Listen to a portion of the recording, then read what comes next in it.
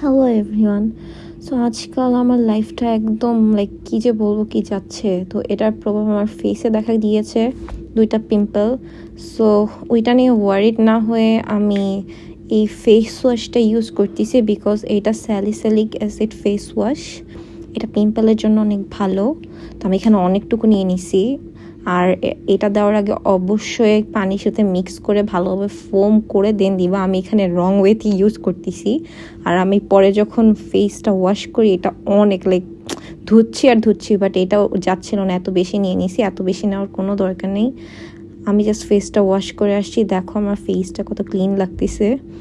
আর তুমি হয়তো দেখতে পারতেছো আমার মাথার এখানের পিম্পলটা চলে গেছে, অ্যাকচুয়ালি চলে যায়নি। আমি এটা একদম যখন ফেস ওয়াশ করতেছিলাম আমি একদম বের করে ফেলছি, যাতে জিনিসটার আর আমি বের করার সাহসটা পেয়েছি বিকজ স্যালিসাইলিক অ্যাসিড ফেস ওয়াশটা ইউজ করতেছিলাম, যাতে আই ফিল যে হ্যাঁ আমার ব্যাকটেরিয়া তো সব মারাই যাবে।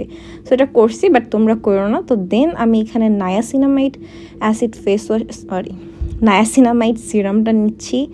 এটা খুবই ভালো ফর ব্রাইটেনিংয়ের জন্য। এটা লিটারালি আমি লাইফে বিলিভ করতে পারি নাই যে বাংলাদেশে এত কম দামে এত ভালো একটা সিরাম লঞ্চ করবে।